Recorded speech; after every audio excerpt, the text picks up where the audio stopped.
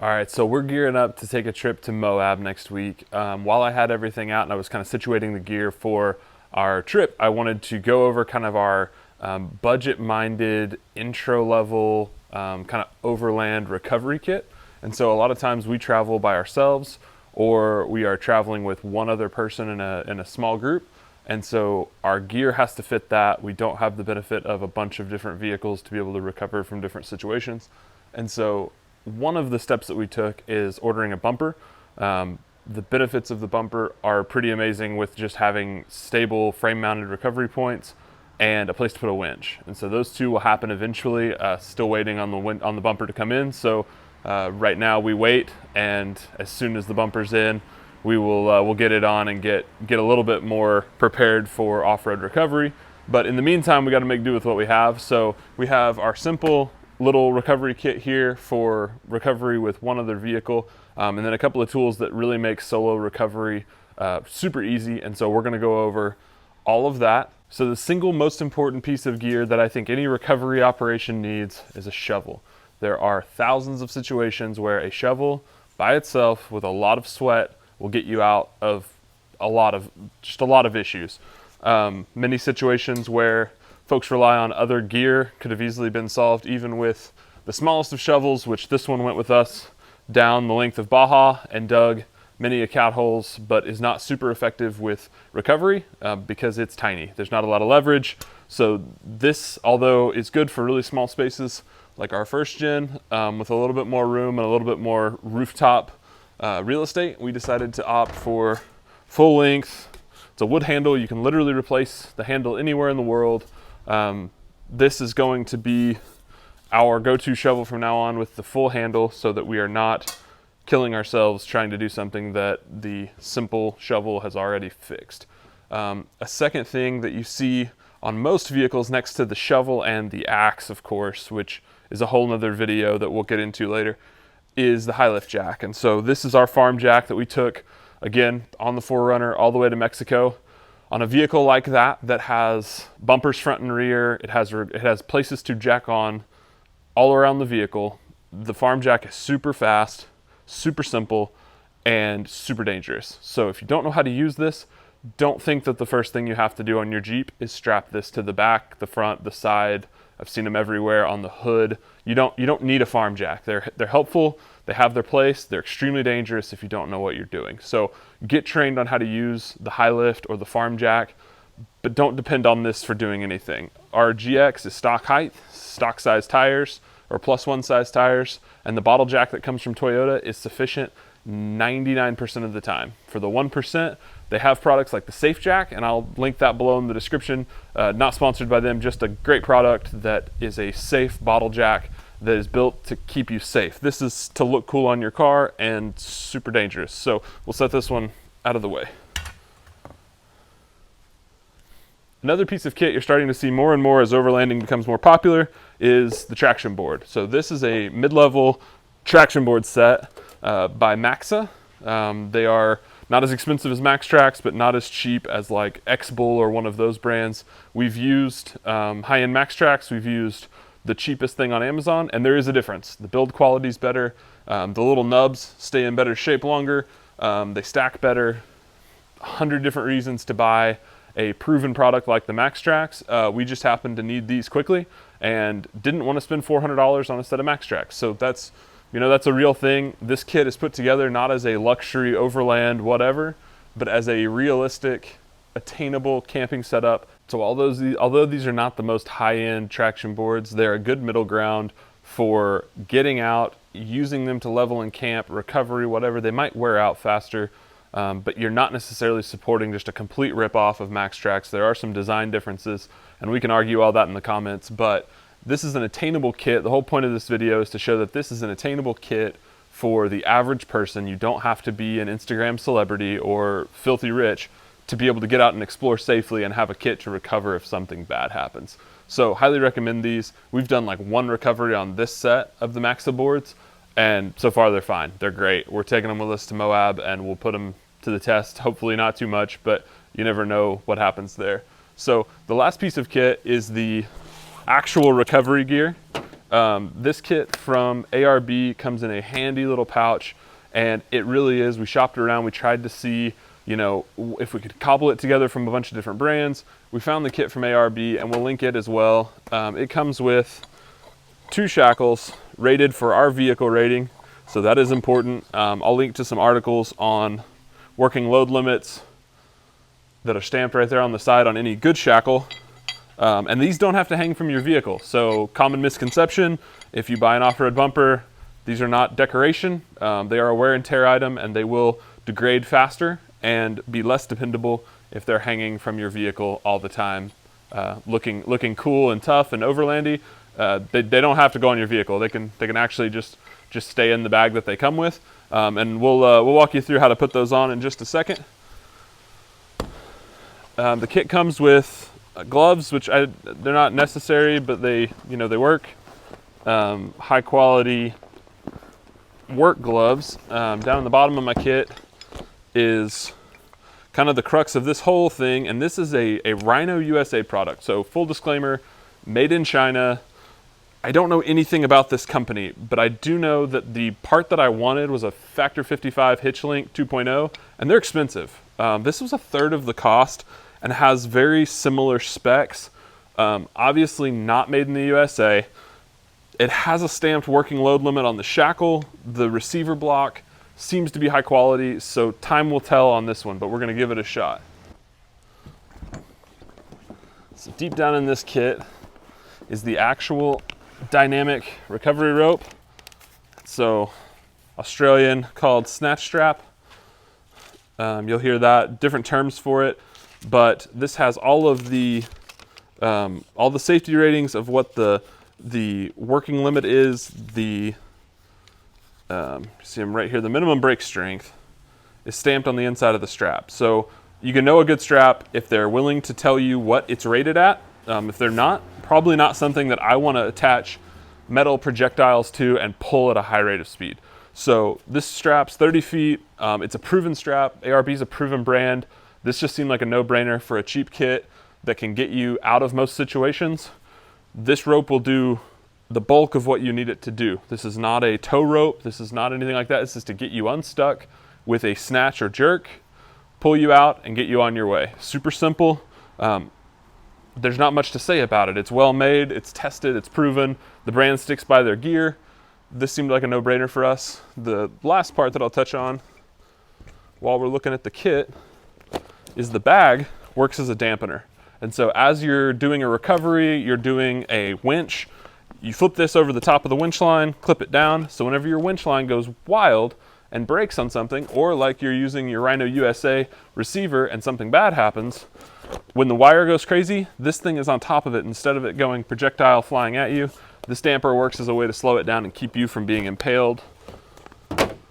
That's our kit. We don't carry a lot more than that. We have a hatchet if we need to cut anything, but for the most part, this is it. If we have another vehicle, we're pretty much going to get out of just about anything we need that's not too extreme. And we think that this kit is a good balance of what you need to travel solo as well. All right, so recovery on the rear of the vehicle is super simple, and is the preferred way to pull anyone. You want to avoid pulling from the front if at all possible, especially when you're not using a winch. So basically, you've got your shackle mount. I'm gonna set the camera down for just a second.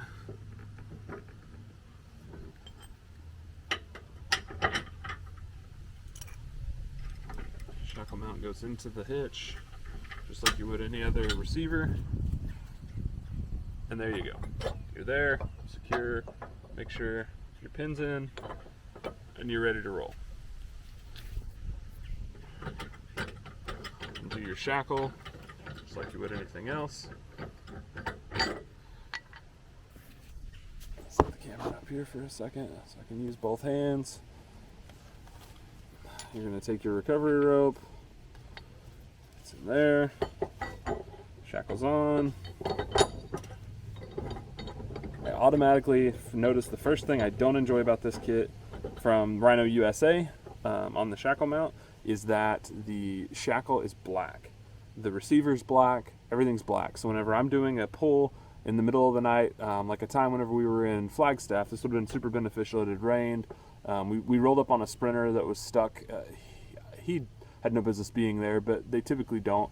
And so having this set up would have been great. However, if you drop this in the middle of the mud, I don't know if you'll find it, to be completely honest with you, and that's disappointing. And the savings that you saved on buying a brightly colored anodized hitch link starts to go away. If you have to buy 2 of these, you're now you're 3/4 of the way to the cost of the hitch link, and so maybe 1 point against the Rhino USA already. This setup is done, ready to go. There's not much to it at this point. You're rocking super simple setup, and you're able to just pull it right back off and go back to what you're doing. There's no permanent changes to your vehicle. The hitch has got its own challenges. We use ours for a lot of mountain biking, and we haul trailers and do all kinds of stuff. So the hitch is kind of a no-brainer for us, and so having this as a recovery point is great. Highly recommend having a universal option like this to recover. So now on to the one part of this kit that I don't feel great about. If I had it my way, we wouldn't be going on a trip without our front bumper coming in, but this is where we are. And so we're going to make do with the stock equipment. This is not the preferred or ideal way to recover from the front, but if you are stuck, it beats nothing. So super important to be safe here. Make sure no one is in the line of the pull. And I'm going to show you how to kind of mess around and do the unsafe version of recovery on your stock Toyota SUV. So underneath, you will see right here in front of me, this piece, I believe they were originally intended to shackle the vehicle to a container or a flatbed or however they move them around. It's welded to the frame, so it's not unsafe, but it's not the best way to recover from the front. And so you have one on each side. Shackle goes in. Again, look how brightly colored the shackle pin and the shackle are for the ARB shackles. This is where you'd put this on, put your strap in, and you're ready to roll. So again, not the preferred way to do this, but also not a super unsafe way to do this. All right, so there you have it. This is our super simple, budget-minded recovery kit. I think this whole thing, you're under $500 easy at this point. I will link to a blog post that has all of the parts, the links to elsewhere, all of that's where you can get this stuff. Both of these shovels come from the hardware store, so probably won't link to those. But this is our kit. If you have any questions, suggestions, obviously a winch is beneficial. A winch is on the list later on. To be completely honest, we're backroad explorers. We don't wheel a lot. We don't get ourselves in bad situations that could damage our vehicle and leave us stranded. So the winch kind of lines up with that. Whenever we get the time, we'll have one, but it's not a priority at all for the way we travel. We're kind of dirt road tourers, Forest Service roads, 4-wheel drive when it's necessary, but we don't travel a lot in those types of environments. So this kit is pretty well rounded. One thing I will add is if you can't afford a winch or you don't have an interest in a winch, hand winch or a come along, as they're called here in the South and most of the rest of the world, is super handy. And so obviously, it's the same idea. It's a mechanical winch. You hook up one end to where you want to pull to, hook up the other end to your vehicle, and start cranking and get ready for a workout. They're a pain in the butt. They're a lot of work, but they work. They're dependable. They're mechanical, so there's not a lot that can break on here. They take up a lot of room, but in hindsight, if you know you're going to be traveling solo, probably not a bad piece of kit to have. We're going to be traveling with a Jeep Wrangler, so not super worried about recoveries, just because it's on 33s and it's a Wrangler. So it has recovery points. We'll be able to pull ourselves out of most any situation, but in a bad situation, this could definitely help. That's all we have. This is our kit. Might be small. It's not Insta-famous or Overland trendy, but it works. It's a proven kit. While we're on the topic of things that you might not think of when it comes to recovery, we got a tip from Duncan, one of the trainers at Overland Expo, when we told him about an issue we had about getting stuck on a rock beach where the round rock just went all over the place, and he suggested pick up a set of flood control sandbags. So that's all this is. It is legitimately just a regular old sandbag that you would use when your house starts to flood, when water's rising around you. Fill these up with sand, make a wall, keeps water out. They also work if you're on a beach and you're stuck, and the rocks, every time you get traction, they just marble out underneath you, and you just continually get worse and worse. 10 or 12 of these in your car, fill them up with your long-handled shovel, which will take hours, but then they're flat, they don't scatter, and you have a path to get out of whatever situation you're in. Super helpful tip. Wish we had known that before we got stuck on a beach in Nova Scotia, but you know, things being what they are, you live and you learn. The tow was like $125. Not great, but now we know. And so whenever we're solo, we know we're going to be anywhere near a rock beach. The sandbags go in the back of the car. It's cheap insurance. They store flat. Something that we're fans of now. There you have it. That is our budget-minded recovery kit. You don't have to be Insta-famous or trendy overlander with all your patches and all of your fancy farkle. This will work most of the time.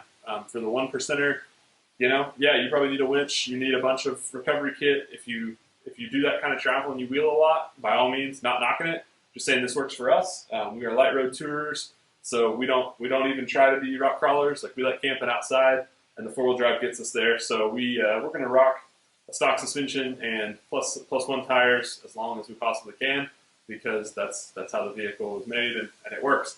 So this is our kit. If you have any questions, drop them in the comments, please. We love hearing from you guys. Hit the subscribe button on YouTube. Follow us on Instagram. You know, all the stuff. Check out our website.